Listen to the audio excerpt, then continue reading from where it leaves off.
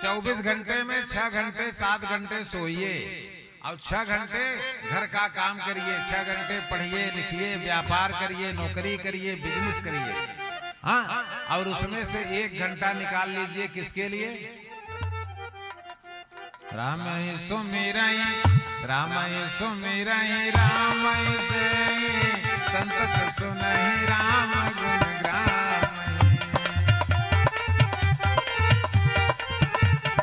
1 घंटे डेली भगवान का नाम लीजिए, उसका प्रमाण क्या होगा?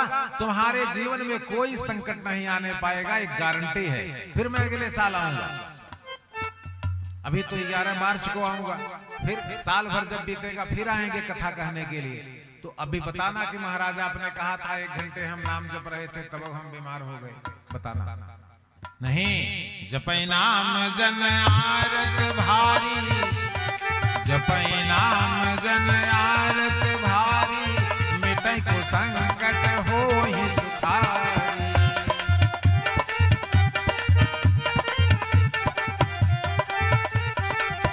केवट ने कहा कि फिरते बार जब मैं संसार सागर से यहाँ से चला जाऊंगा और जब वहां पहुंच जाऊंगा और जब कल्प कल्पांत तक आपके हृदय में रहूंगा, क्योंकि जीव का विनाश तो होता नहीं। और फिर महाराज जब मैं यहाँ आने लगूंगा मुझको जो समझिएगा दीजिएगा। बोले फिरते बार मोहि जो देवा, फिरते बार मोहि जो देवा, सो प्रसाद सिर धरि देवा। आज केवट के प्रसंग से हमको क्या शिक्षा प्राप्त होती है? केवट के प्रसंग से हमको कई शिक्षा प्राप्त होती है। एक तो संत महात्मा गुरु यदि दरवाजे पर आ जाए तो पत्नी को चरण नहीं धोना है, पत्नी को जल छोड़ना है, पति धोएंगे। अगर पति नहीं है, केवल अकेले पत्नी है, तो पैर धोने की कोई आवश्यकता नहीं है, न तो इसमें गुरु और संत नाराज होने की जरूरत है। ठीक है, उनकी धूप दीप अगरबत्ती आरती कर दी जाए, लेकिन पैर धोने की आवश्यकता नहीं। एक शिक्षा प्राप्त हुई। दूसरी शिक्षा प्राप्त हुई कि जब हम किसी देवालय में जाएं, देवता के पास जाएं, अपने घर में जब ठाकुर जी के पास जाएं, तो हमको सुबह शाम उनको दंडवत प्रणाम करना चाहिए। ये नहीं कि हम हाथ जोड़ करके खाली हो गए। जब किसी से हाथ जोड़ते हो तो कहते हैं ना, जातो से हाथ जोड़ते, इसका मतलब समझ रहे, कहानी खत्म हो गई। देख लीजिए, भगवान एक जगह दोनों हाथ जोड़े हैं लेकिन दंडवत कर रहे हैं। देख लीजिए, जोर पानी कह केन प्रणाम, जोर पानी कह केन प्रणाम, पिता समेत लइए निज नाम।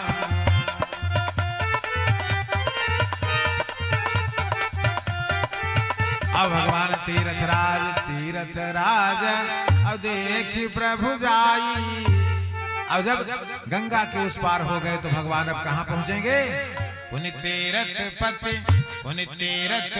देख प्रयागा, निर्गत कोटि जन्म यज्ञ भागा।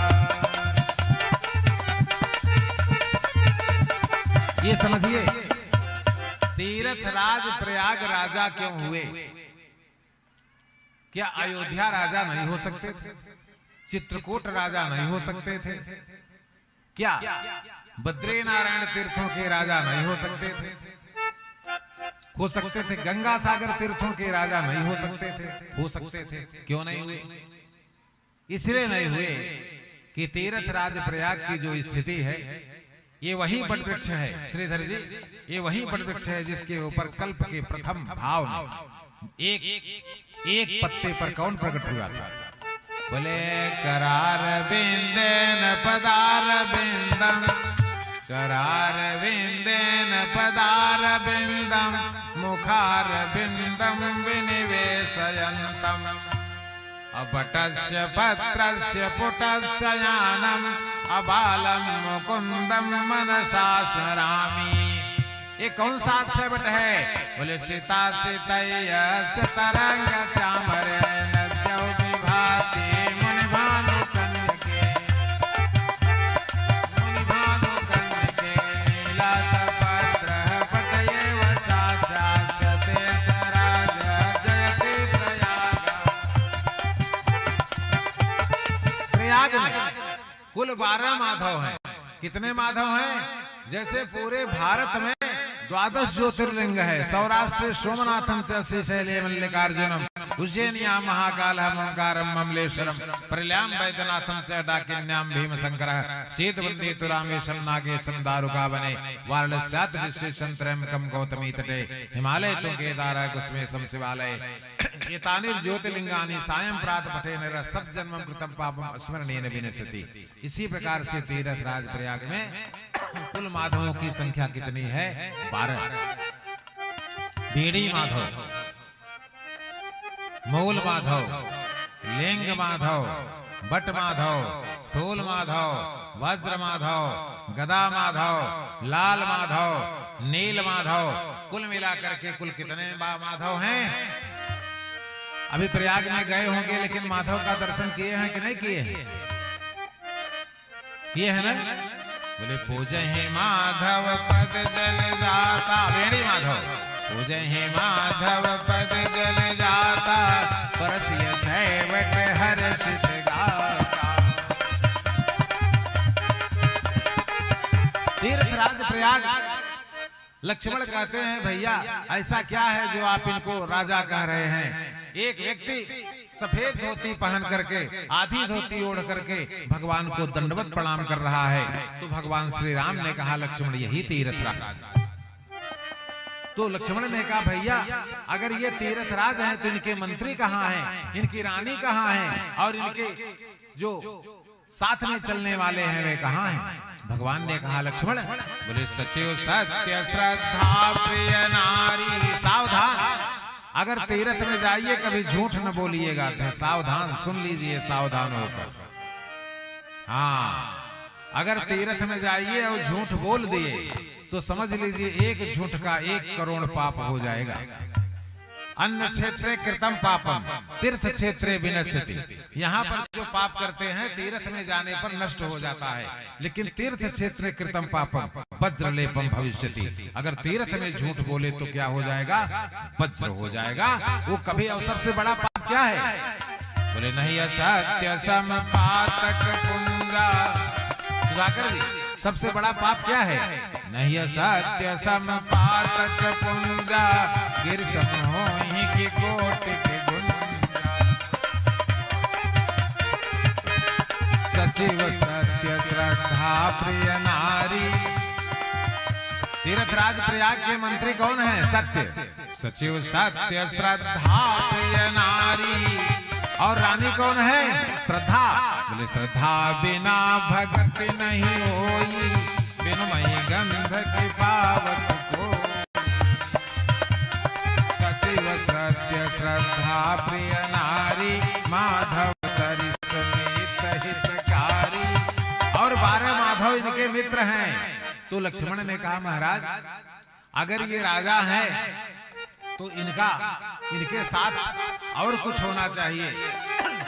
जैसे राजा का कोष होना चाहिए, भंडार होना चाहिए। तो ये तो कुछ नहीं दिखाई दे रहा है। तो भगवान राम ने कहा 4 पदार्थ। राजा के यहाँ केवल धन का कोष हो सकता है, लेकिन तीर्थराज प्रयाग से 4 बांटे जाते हैं। कौन कौन? 4 अर्थ धर्म काम मोक्ष। जो पैसा कमाने गया है वो पैसा काट रहा है। वहां देखा बड़ा बड़ा टेंट लगा कि पैसा लूटत है कि नहीं लूटत। देख सुधाकर जी, जो जिसकी जो जाकी रही भावना, जैसे प्रयागराज में जो भावना बना करके जो गया है, दुकान किए हैं, खूब पैसा कमा रहे हैं, बेच रहे हैं, खरीद रहे हैं, ठीक है। संत महात्मा जिनको जाकर दर्शन करके मोक्ष प्राप्त कर रहे हैं, और ऐसे ऐसे वस्तुओं को वहां प्राप्त कर रहे हैं। कामना कहते हैं तीर्थराज प्रयाग से आप कोई भी एक मनोकामना मांग सकते हैं। दें सद्य फल प्रकट प्रभाव, केवल तुरंत आप मांगे तुरंत आपको रिजल्ट मिल जाएगा। अर्थ धर्म काम मोक्ष 4 मिल गए कि नहीं मिल गए? इसलिए देख लीजिए, बोले 4 पदार्थ भरे भंडारो, पुण्य प्रदेश देश अधिकार। राम ने कहा इनके पास 66,000 सेनाएं हैं। कौन? पूरे विश्व के 66,000 तीर्थ धनुष बाण लेकर खड़े हैं। बोले सेन सकल तीर्थ पर वीरा, कलुष अनेक दलन रणधीरा। भगवान भगवान राम ने कहा, लक्ष्मण इनका किला देखिए जो कभी भेदित नहीं हो सकता। क्षेत्र अगम गढ़, गढ़ माने किला, क्षेत्र अगम गढ़ गाढ़ सुहावा, सपने हो नहीं प्रतिपक्ष पावा। लक्ष्मण ने कहा, भैया अगर ये राजा हैं तो इनका सिंहासन होना चाहिए और इस सिंहासन पर छत्र होना चाहिए और इनको दो सैनिक जो है चमर डुला रहे हों, ऐसा होना चाहिए। ऐसा तो कुछ नहीं दिखाई दे रहा है। भगवान राम ने कहा, सिंहासन देखिए, विश्व में किसी का सिंहासन नहीं जैसा इनका सिंहासन है प्रयागराज का। बोले कैसा सिंहासन है? बोले संगम सिंहासन सोठ सोहा, छत्रय छाय बट मोने मन मोहा। और बोले चमर जमुन यारो, चमर जमुन यारो गंग तरंगा, चमर जमुन यारो गंग तरंगा, देखे होई दुखदारी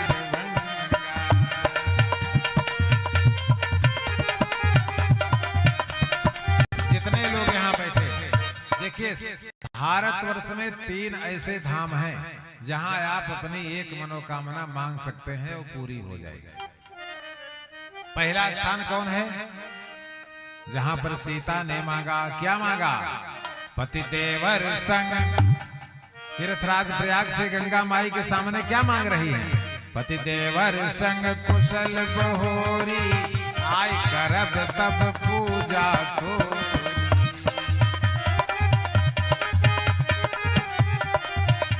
गंगा मैया के रूप में तीर्थराज प्रयाग की वाणी निकली। ये आशीर्वाद है, आप पति देवर संग कुशल बहोरी, आप कुशलता से लौट कर आएंगे और तब पूजा करेंगे। यहीं पर किसने मांगा? अर्थन धर्मन काम रुचि, गति न चाहौ निर्वाण, और जन्म जन्म सिय राम पद, यह वरदान नयान। तुरंत त्रिवेणी प्रकट हो गई। बोले भरत वचन सुने, भरत वचन सुने माझ त्रिवेणी, पाई गति सकल सुमंगल दे। तात भरत तुम सब विधि साधु, राम चरण अनुराग अगाधु। एक ये है, और दूसरा धाम कौन है? जो कल की कथा में आप पहुंचेंगे वहां पर। कहा? बोले चित्रकूट गिरे, चित्रकूट गिरे करव निवासो, तुम्हार सब भांति सुपार। चित्रकूट में कौन है? बोले कामद गिरि भय कामतानाथ। अगर यहाँ एक मनोकामना मांग लो, चाहे इंटरव्यू की, चाहे प्रतियोगिता की, चाहे परीक्षा निकालने की, चाहे विजय की, कोई भी कामना से जाकर के अगर कामतानाथ भगवान को मान लो, निश्चित रूप से आपका 3 महीने से 6 महीने के अंदर कार्य आपका हो जाएगा। ये कौन है? ये कामद गिरि भय, कामद गिरि भय राम प्रसादा, कामद गिरि भय राम प्रसादा, अवलोकत अपहरत विषादा। और तीसरा है आसाम का कामाख्या पीठ। ये 3 पीठें हैं। और मोक्ष मार्ग के लिए, भगवत कृपा प्राप्त करने के लिए, भगवान का दर्शन करने के लिए एक पीठ है जहां पर आप मांग लीजिए, आपको भगवान का सायुज्य दर्शन हो जाए। कहाँ है? दो शुक्ल कृष्ण नौ कंद लोचन चतुर्भुज रोवल कलांबर। ये है बद्री। बोले दो शुक्ल कृष्ण और नौ कंद लोचन चतुर्भुज रोवल कलांबर। पवित्र वाणी उपवीत कंत्रवित कमंडलुम दंडजम। बोले बद्री नारायण भगवान की जय हो। अब भगवान को तीर्थराज प्रयाग में रोक देते हैं। मैंने कहा था यहां से आगे लेकर नहीं जाऊंगा, क्योंकि अब मिनी कुंभ लगने वाला है। तो इसलिए अब तीर्थ राज प्रयाग में 1 महीना रहेंगे और फिर कहीं अगर राम कथा दूसरी होगी तो उनको वहां से उठा करके चित्रकूट पहुंचाएंगे।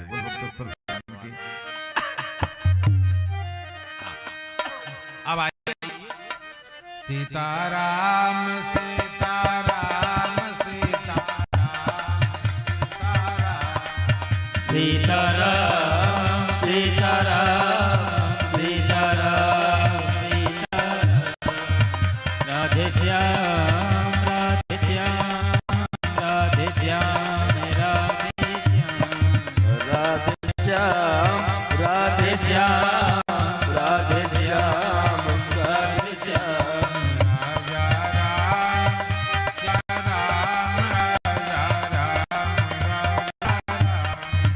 राजा नहीं बोल रहा। देखो सब एकदम ऐसा लगा था जैसे काल एकादशी भूखा रहे कोई पारण न करे, ऐसा लगा था जैसे सूख गया। जाड़ा तो नहीं लगा था, ये तो कन्फर्म बात ठंडी नहीं लग रही है, कथा में बैठे हैं, लेकिन ऐसा लगा राजा राम राजा राम राजा राम राजा राम राजा राम। अरे बजरंगी इतने जोर से बोला कि बांस गांव तक सुनाई। राजा राम राजा राम राजा राम राजा राजा राम राजा राम राजा राम राजा राम। बोले कृष्ण भगवान की जय। दूसरे घाट पर थे विप्र रूप ढरी, विप्र रूप ढरी वचन सुनाए, विप्र रूप ढरी वचन सुनाए, सुनत विभीषण उठ आए।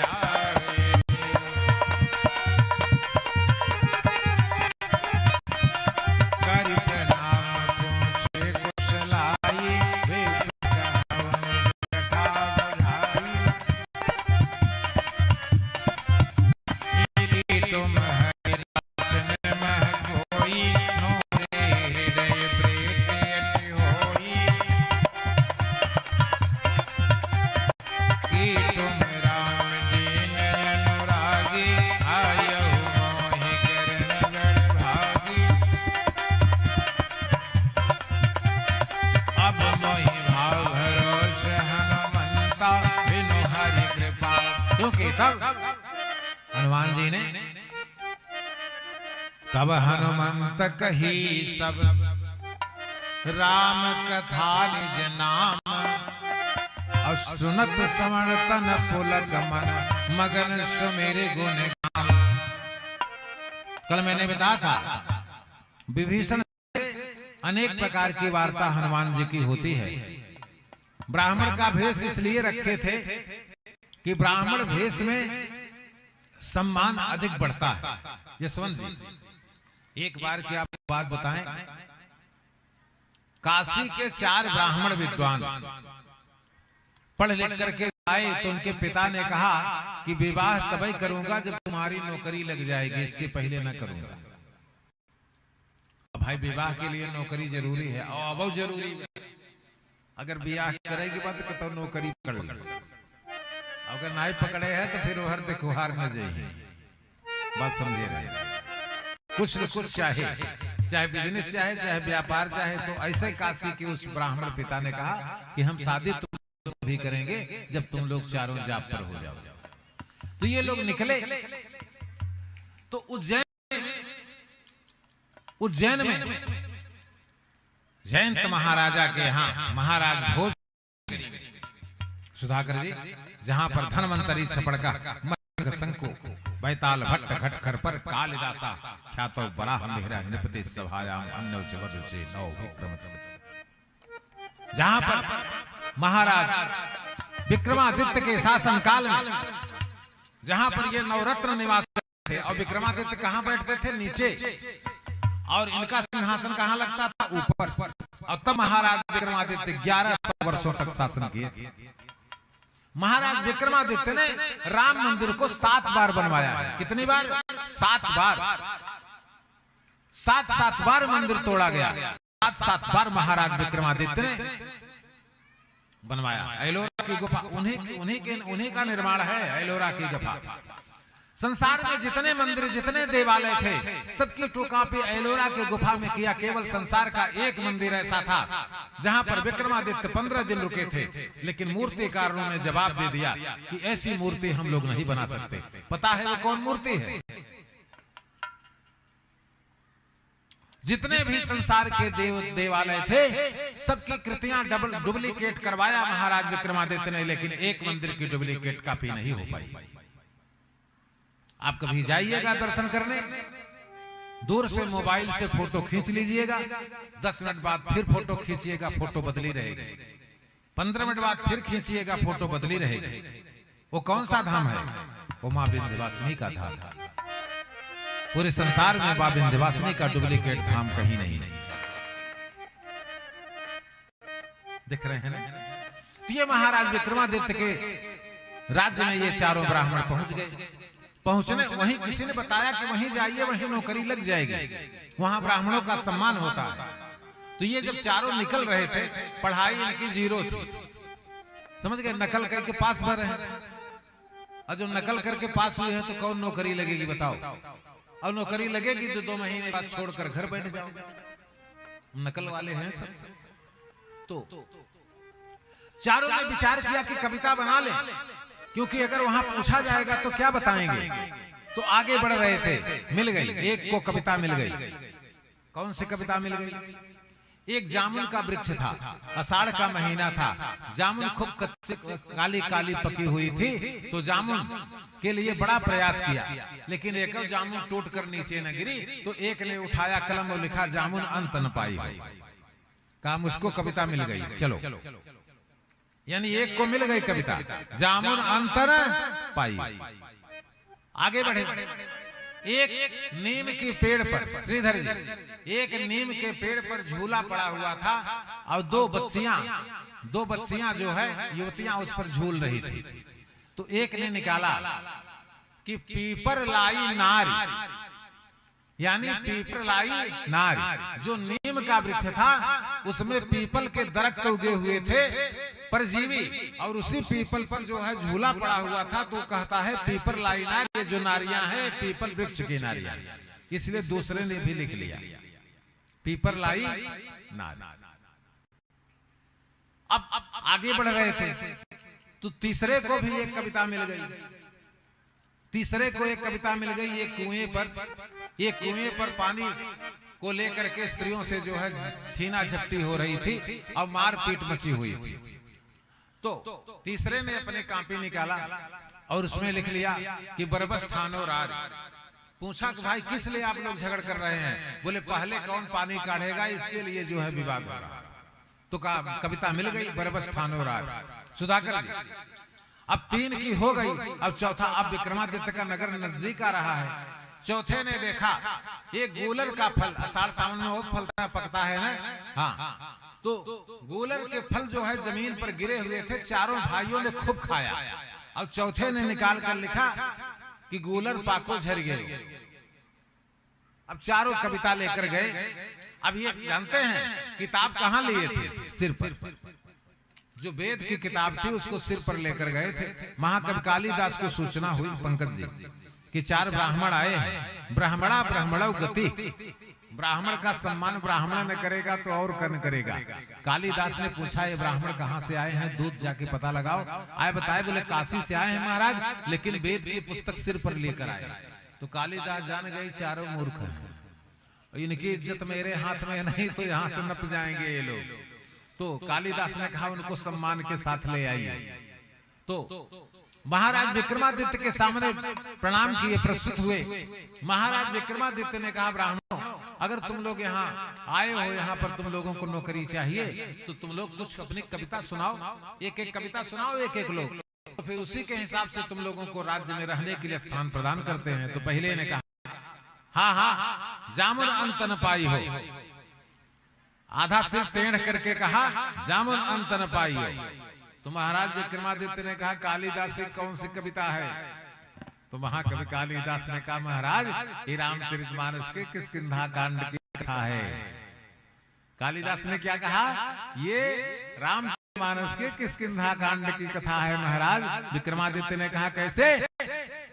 बोले जन्म जन्म मुनि जतन कराही, अंत राम कही जावत नाही। जा मुनि अंत न पाई, जिसका मुनि अंत भी नहीं पा सकते। ये किष्किंधा कांड में राजा बाली कह रहा है भगवान के सामने। हाँ, विक्रमादित्य ने कहा बहुत सही, इसको 12 गांव दे करके 12 गांव का राजा बना दिया जाए। तुम बोलो। तो दूसरे ने पीपर लाई नारी। तो विक्रमादित्य ने कहा महाराज जी कौन सी कविता है? अरे कहा महाराज जी लंका कांड की है। मंदोदरी अपने पति कह रही है कि दूसरे की स्त्री घर में ले आएंगे तो विनाश का कारण है ना। हाँ, उसको भी 12 गांव दे करके उसको भी राजा बना दिया 12 गांव का। ये महाकवि ये ब्राह्मणों की देख लीजिए। तीसरे को कहा तुम सुनाओ, कहा बरबस ठानो राज। विक्रमादित्य ने कहा कालिदास, कहा ये भी लंका कांड। जो युद्ध ठना हुआ है, अंगद ने कहा अब भी समय है और सीता को देकर समर्पण भावना से मिल जाइए राम से, नहीं तो युद्ध का ये कारण तो केवल बरबस आपने ठान कर रखा है, कोई इसमें कारण नहीं है। 12 गांव मिल गया। और गोलर पाको झरी झरी, ये भी लंका कांड। गोलर फल समान तौल आ गया ना पूरा। सबको 12 गांव मिल गया। बुल वृंदावन बिहारी लाल की। इसीलिए किसका भेष बनाया था?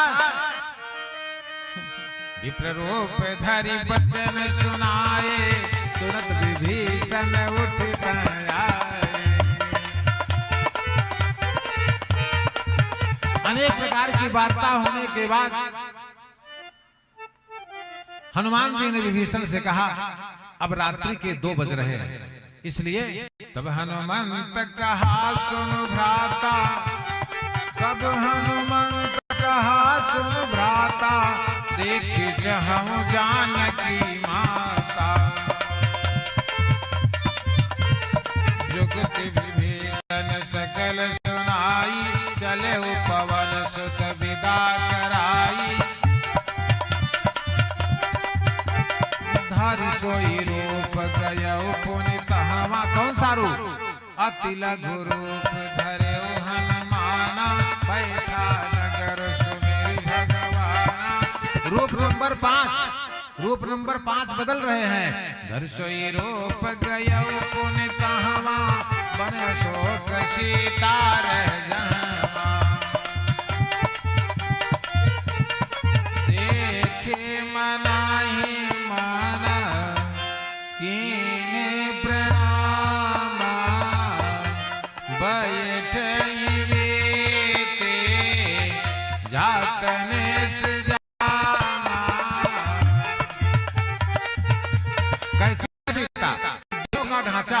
कृष्ण शीस। हड्डियों के ढांचे पर केवल सिर दिखाई दे रहा है, देह नहीं दिखाई दे रही है। बोले कृष्ण शरीर एक बली पतली और कृष्ण तन शीस जटा एक बेनी और बालों में केवल माथ बेंदी दिखाई दे रही है। कृष्ण तन शीस जटाए कबेनी, जपते हृदय रघुपति गुण सैनी। हनुमान जी सामने नहीं जा सकते थे, क्योंकि सामने जाएंगे तो काम बिगड़ जाएगा। क्योंकि महिला पुलिस के निरीक्षण में सीता जी हैं, वहां पर कोई पुरुष पुलिस नहीं था। तभी अशोक पादप तरी और जतन कराई, हारी परा बहु विधि खल प्रेत दिखाई। इसलिए महिला पुलिस रक्षण में सीता को रोक रखा था। अब देखिए, आप विचार करिए, सुंदर कांड पढ़ने वाले विचार करिए। 1:35 पर हनुमान जी राम के कक्ष में थे। 5 मिनट तक वहां थे। 1:45 पर हनुमान जी विभीषण के घर आए और 1:45 बजे हनुमान जी अशोक वृक्ष के नीचे आ रहे हैं। केवल 1 घंटे के अंदर 12 किलोमीटर रावण पैदल कैसे आ गया? आप विचार करिए। फाल्गुन शुक्ला अष्टमी को, सुधाकर जी, फाल्गुन शुक्ला अष्टमी को दिन में 1 बजे सीता का अपहरण करता है रावण और फाल्गुन शुक्ला अष्टमी को ही रात्रि के 9 बजे अशोक वृक्ष के नीचे सीता को रख देता है और लंका में नहीं ले गया। ठीक ठीक चैत बैसाख जेठ आषाढ़ सावन भादव कुवार कार्तिक अगहन 9.5 महीना हो गया। 9.5 महीने के बाद पहली बार रावण अशोक वृक्ष के नीचे आ रहा है। अभी तक सीता के पास कभी न आया। पहली बार सीता के पास आ रहा है। तब आ रहा है जब हनुमान जी कहाँ हैं? बोले तरुपल्लव मह रहे लुकाई, तरुपल्लव मह रहे लुकाई, करई विचार करम का भाई। अब विचार करिएगा, यही अवसर रावण, ये विचित्र बात हुई कि नहीं हुई?